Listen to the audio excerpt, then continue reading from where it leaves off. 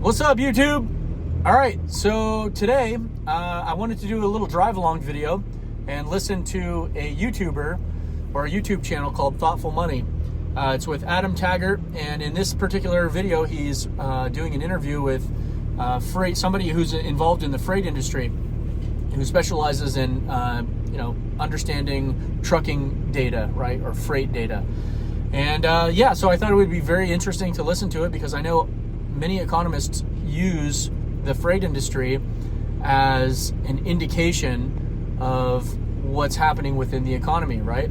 They utilize the trucking and freight data to determine the trajectory of the economy, whether we're going up or down, etc., stuff like that, right? So I thought it would be a good opportunity to listen to this podcast. I know some of you guys like it, some of you guys don't. It's actually been kind of a slow week. It's been wet and raining and pouring a lot, and all the job sites are all muddy. So construction usually slows down, and then once everything dries up, and I'll be out in the Palisades in Malibu again, dropping off a bunch of construction materials. All right, but in the meantime, I thought it would be good to do this little drive along. All right, so here we go. I'll flip the camera around and we'll get started. Thanks again to everyone who continues to like, comment, and subscribe and continuously supports the channel. All right, I'll flip the camera around and we'll get rolling. All right, here we go. Unequivocally, that the underlying economy is very, very, very weak. And it's interesting because the administration, Congress, the Federal Reserve is in this state of denial because they have the stock market at near record highs. They have all this capital investment going in through data centers. And they're able to go out and tell people that the economy's great because they're effectively making up their own stats.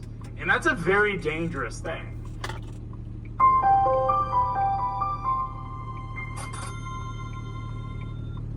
Welcome to Thoughtful Money. I'm its founder and your host, Adam Taggart. The freight industry has long been thought of as the circulatory system of the economy. It's how things bought and sold through commerce get from point A to point B in the real world. Now, historically, when trucking freight loads diminish, it's usually correlated with a slowing economy. And if it gets bad enough, a recession.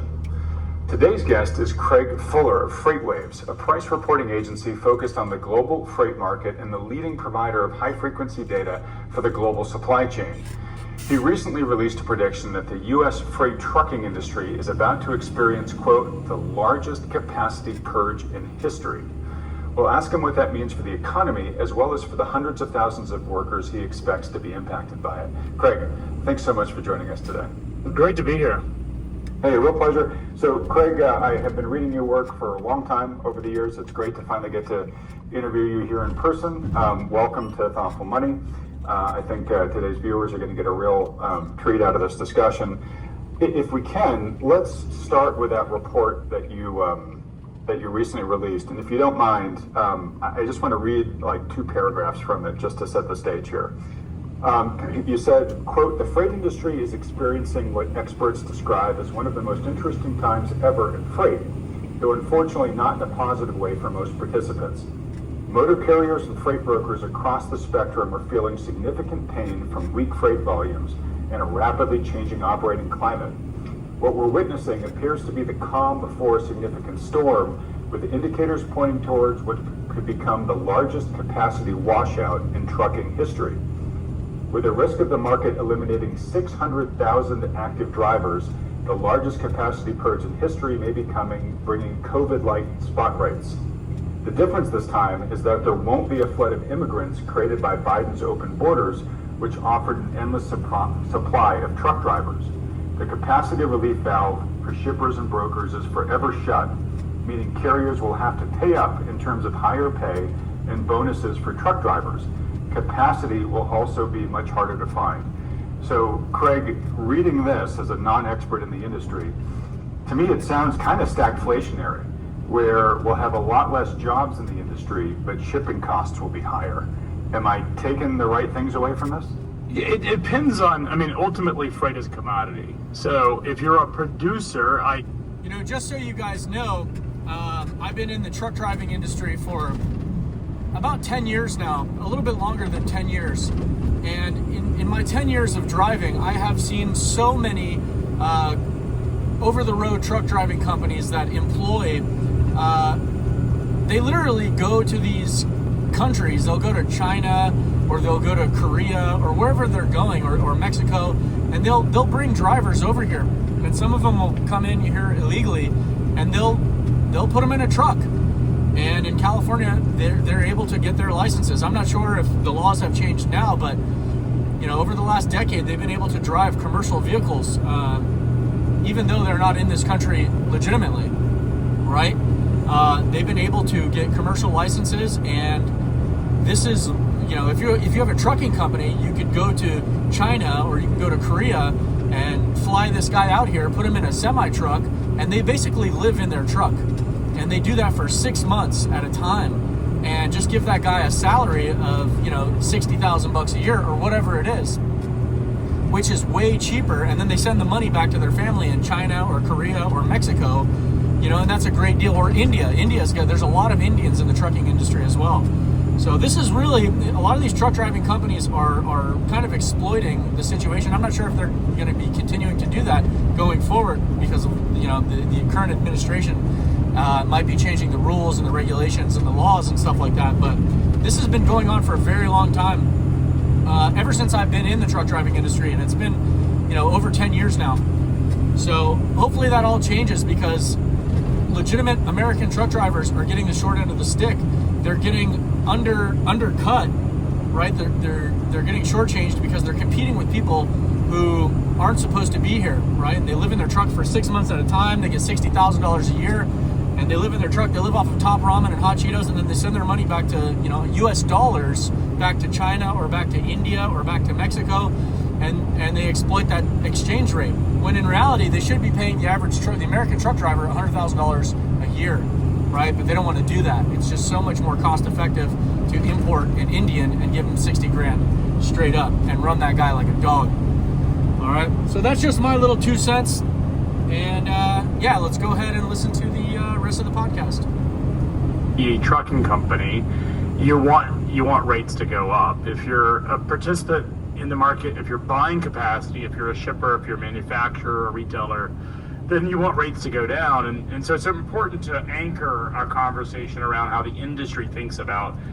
You have the natural longs, which are the trucking companies, which always want higher rates, and you have the natural shorts, which are the shippers that want the rates to go down, and then you have brokers and intermediaries that live in the sort of the middle of that. Think of them as the day traders. So as it relates to a macro economy, then the stagflation, I think stagflation is the right way to think of it, because ultimately you're going to have higher rates or higher prices for moving cargo at a time where you have pretty anemic volumes in the economy that is not reflecting an environment that should be tightening. And so I think it depends on which side of that argument you take. Certainly, if you're a motor carrier, you want higher rates, but you also recognize that you have to pay more for truck drivers and so forth. Yeah. All right. Well, so I guess at the high end, what does this mean to you for the economy? So historically, as I said in the intro there, decreasing freight volumes were generally a sign that the economy was slowing. Does that correlation still hold? And if so, what is this telling you? Yeah, it's important to understand when we say the economy, we're talking specifically about the goods economy. So it's the portion of the economy that's tied to physical consumption of products. So think of it as everything from energy to manufacturing to retail goods to automotive to housing. It's the stuff that is physical in the economy. Freight, it does not really correlate or have a lot to do with the services side of the economy, the financial side of the economy, government, education, healthcare. It is really focused specifically on the goods in the economy. And what I would say is it's not really a forecast to say that the freight market is soft. It already is. We've seen a decline in freight volumes down by 17% year over year, which is very great financial crisis-like drop and goods moving through the economy. And one thing to keep in mind is, unlike a lot of the credit card data, I think Bank of America came out today with some credit card spending reports on that spending was up, is what the credit card data won't tell you is the amount of goods purchased the consumption of goods in the economy. And what it will tell you is the prices paid for those goods. Right. What's being spent on the correct. economy. Even the GDP data, when you look at GDP as a metric, and you say, our economy grew by 3% year over year, what is baked into that number is inflation. Like as inflation goes up and prices go up, it's naturally your economy is going to reflect, your economic growth is going to reflect that. And so when we look at freight, your GDP could grow up, but you could have sold the same number of goods. Correct, or less. And we've seen that in recent years where we have actually sold less product, but the GDP number is higher. And someone who doesn't follow this stuff very deeply may ask, well, how is that possible? And the reason it's possible is because ultimately, as you have inflation, you're going to have it. I had someone who used to run supply chain at Walmart. This was years ago. This is before we got into sort of hyperinflation. It was pre-COVID times. He made the comment to me that the retailers like some inflation. It actually is a positive thing for their same-store sales models. So what they'll do is they'll report, our same-store sales are up 4%, but a lot of times retail investors and even some institutional investors sort of miss. I think particularly when inflation wasn't on everybody's mind. This was sort of anchoring pre-COVID times. What people often miss in that is that part of that growth is naturally baked into the economy because you have inflation. And so when you see a 3 to 4% growth in same-store sales, what you really need to understand is what the volume of shipments or volumes of goods that went through that store is. And so when we talk about freight, what we're talking about is the activity, the movement of cargo through the economy. And one of the great things about freight data is that it foretells what's happening in the broader economy about 6 months before it sort of before the rest of the economy sees it. The reason being is that supply chains tend to be, there's a whole chain, the whole term supply chain. If I'm manufacturing good, I have to have raw materials come in. If I'm selling goods as a retailer, I'm bringing stuff into my warehouses and my distribution centers. That tends to be upstream to consumption. And so one of the really interesting things about freight data is it gives us a barometer, a real-time barometer, and probably an advanced perspective of what's likely to happen in the goods economy. And so we have been seeing an epic collapse in freight demand since Valentine's Day of this year. And when, a lot of it is just there's so many factors driving that. But it's what we're seeing. The labor market should not surprise anybody who's been watching the freight data. Like, it's interesting when you watch CNBC, Bloomberg, go listen to a lot of folks on various podcasts like yours and others, is that people are so tied into what the stock market is telling them, or they're tied into what the government employment data says. And I go on a number of, I speak, and oftentimes, recently I feel like I'm sort of the odd man out because I'm on these panels or these conversations at these conferences, and you get people, and it's, you have 3 people on the panel, 2 of them and myself are arguing about how great the economy is, and they're always talking about how strong the labor market is. And then here I am talking about how bad the economy is. And it's interesting because I think the labor story is starting to catch up where the freight data has been telling us. And freight doesn't lie. The thing about freight that's very different than sort of retail purchasing and other type of economic indicators, even different than any type of commodity, because freight's ultimately a commodity, is that people do not purchase freight movement unless there is demand on the other end. And so people are not moving things around for practice. Yeah. But you do have inventory anomalies that happen in companies where they will take possession of a lot of product, or they'll discount heavily to drive sales. What we look at when we're looking at freight is the activity, the throughput, the liquidity of goods moving through the economy. And that's why it's such a really reliable barometer to understand the underlying activity. So, we've heard of this term K-shaped economy, where, we've got some parts of the economy that are just white hot and on fire, AI, good example of that, but other parts of the economy that aren't. And so, I know it maybe sounds relatively simplistic, but it sounds like we can kind of say that, all right, the real goods economy is kind of on that downward shape of the K right now. And while GDP growth might still be decent, that might be a factor of the white hot upper half of the K keeping things looking elevated, but the kind of the real world economy is not necessarily doing so hot. Yeah, I think it's exactly what's happening, and I think it's important to unpack what's actually important in those numbers. So we see the hyperscale, the amount of capital expenditures, I think, is larger than any point in history, and in terms of the amount of capital by private enterprises, not the government, but private enterprises in building capital infrastructure. And these are companies that have massively strong balance sheets and substantial cash flows, where that is driving a lot of the activity in the GDP number, is driving the stock market. But combined, all of those hyperscalers employ 2 million people. And that includes Amazon's staff. If you take Amazon's entire employment, 90% of the people work at Amazon work in a distribution center or warehouse. I mean, but it's hard to understand how many, when you look at Amazon's data, how many actually work inside their AWS hyperscale business. But if you look at the entire, and like I said, the 2 million is a very generous number because a lot of those jobs are not in the hyperscaling AI parts of the businesses. Even at Microsoft, it's people that are doing customer service for Microsoft Word or something, right? Mm-hmm. And so when we look at the number of people employed by the hyperscalers, it's 2 million people total. When we look at the goods economy, taking out retail, but taking it and looking at the parts of the freight market that are really struggling. I want to explain the retail story here in a second, because most people, when I say freight, they automatically think about their own experiences through the lens of retail. But there's some important elements in the retail story that I think will actually be pretty revealing. But when we look at auto, energy, housing, and manufacturing, and then combine the transportation and logistics employment numbers that are a part of that ecosystem of those categories, they employ 35 million total people.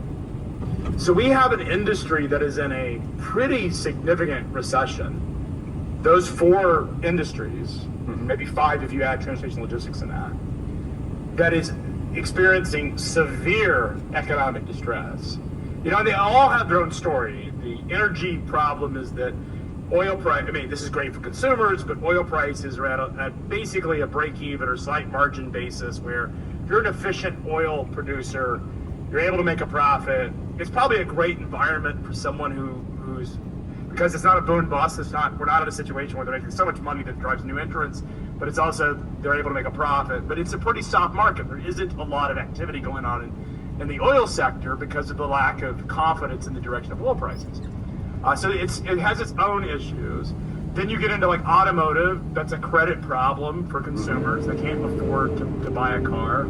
Housing, I'm sure you guys, this gets taught ad nauseum. I've had a lot of housing experts on here talking about how the housing market's frozen and broken, And so all those markets drive freight. And so if you think about that, they employ 35 million people. And we're all excited about the 2 million people that are a part of these hyperscalers. So the underlying part of our economy, it is a very K-shaped economy. The other thing to keep in mind is that as people get wealthier, they don't tend to buy more products. They tend to spend more on products. And so a wealthy consumer is going to eat the same quantity of food on a weight basis as an affluent. One may get a filet, and one may end up getting a McDonald's hamburger. Effectively, it's a meal of one. It doesn't matter. And so then you think about the consumption of people that are super wealthy, they tend to, even if they're buying things, which we certainly are seeing in the data, they're buying more expensive things, but they're not buying more of the expensive things. So when we talk about the freight market, what we're specifically looking at is the entire activity across the economy. And so whether it's affluent people or poor people or people that are living at the sort of in the median size, if they actually accepted the fact that the economy was incredibly weak, then they would do something to sort of drive activity, but they're all in denial. And I don't even know if it's a matter of that they've selected the data they want to hear, or they're so disconnected from reality. I've met with folks in Congress, I've met with the Federal Reserve, and I met people connected to the administration, and they all look at me very strangely when I talk about how bad the economy is. And I believe they sincerely believe it's strong. They just are in such denial using a select amount of data that they don't even understand that a large portion of America is struggling. So last I checked, our GDP is 70% consumer spending driven. And while the hyperscaler spending is really kind of distorting that right now, we are still largely a consumer spending driven economy. So when the majority, it seems, is falling further and further behind, right? They're gonna be reining in their spending as they can afford less going forward. How right now it's sort of like we talked about earlier, the two ends of the K are kind of averaging to a number that looks decent, to somebody from a distance. Is that sustainable? I don't think so. I don't think you're gonna. I think you end up creating, and this gets almost philosophical in some ways, but you end up creating so much social tension in the economy because you have these people that are doing exceptionally well. And if I post something, it's interesting because if I post something on my X account about the economy, I get a lot of people attacking me that I know nothing about the economy because they're talking about the GDP now data at the Atlanta Fed or they're looking at the stock market and using that as a proxy, which is exactly a bad thing to do. And the problem is that people, so you have this underlying base of employment because the majority of people are not working for hyperscalers. Right. And the vast, people love to talk about the dollars spent on manufacturing capital deployment. The vast majority of that money is going in three buckets. Number one is it's going into NVIDIA to buy microprocessors. The second bucket is it's going into companies that build data centers. And the third bucket is it's going into the power grid. But that's effectively all of the economic growth and activity that is related to hyperscalers is going into those companies. Now, the hope is that all of those investments are infrastructure, and I'm talking these language learning models and AI, and that infrastructure will drive productivity growth throughout the economy. But as we've seen many reports, it's not happening in the places that it needs to be happening. The companies that are benefiting from AI are not the companies that make up the employee base that I've referred to. Like AI is not helping build houses faster. AI is not helping, perhaps some automation inside of a factory is helping, but it's so marginal. Where most of the AI gains are in industries that are frankly white collar jobs anyways, and there's a lot of question about whether we're helping or hurting those industries to begin with. And so I look at this and think it's somewhat shocking how disconnected from reality, again, the folks that could do something about it really are. Yeah, well, we'll get to that in a bit, but to your point there, I think you used the term hope, right? So right now, this is not, we're not at the productive return on investment stage of this, right? Instead, we are making a big investment, and there was a lot of hope that it is going to have huge results. And I don't think, too many people doubt that AI won't be significant in the long run, but we don't know what we're going to get from this spending yet. And there's two elements I want to talk to you about that. One is, at some point we'll have built out a crap ton of data centers, right? And the wave of infrastructure spending will be over. There's going to be a big question of, okay, so where are all the incremental, revenues and profits that are going to come from this, right? We don't know. That's a big question mark. Another big question mark, which to me personally, I could be wrong. To me, I feel I've got more confidence predicting this. There's going to be a lot less jobs needed going forward in an AI economy, right? If they achieve the goals, right? Like that's the sort of irony of all of this is that if these AI companies are successful and achieve what they claim that they will achieve or believe, and I don't know that I certainly, as a founder of a tech company, you sort of believe your own press or believe your own. You have to fundamentally suspend reality for to run a business. That's what being a founder really is you have to believe that something could become that isn't. And so if we take them at what they believe is going to happen, then it certainly will displace tens of millions of jobs in the economy, because that is what it's all about. I mean, where I do see, we use AI in some of our applications, and where I see AI work really well is where there is cost efficiencies. I don't see AI today, at least what I've seen, is that it's developing new revenue streams for companies. Now, if you're an AI company, it's developing new revenue streams, but most companies are not AI companies. And the AI tool set is meant to be a cost efficiency. It's meant to make a business more efficient. And there are use cases, even in my own business, where I can point to things that we have built using AI, or we use AI to make our business more efficient. And there's absolutely cases where we did not hire an employee because we were able to automate this role, or we had someone leave and we didn't have to replace them with another employee because we found some productivity gains through technology. That is happening. But that's the case. All right, YouTube. So I think that's going to go ahead and wrap this YouTube video up. It's getting pretty long, but I would like to continue it in a part 2, because I'm very fascinated and interested in hearing about what's taking place within the trucking industry in the United States. All right. So I hope you guys enjoyed the video. And if the sound quality or audio quality is not very good, I apologize. But thank you again to everyone who continues to like, comment, and subscribe, and continuously support the channel. And until next time, guys, I'll talk to you later.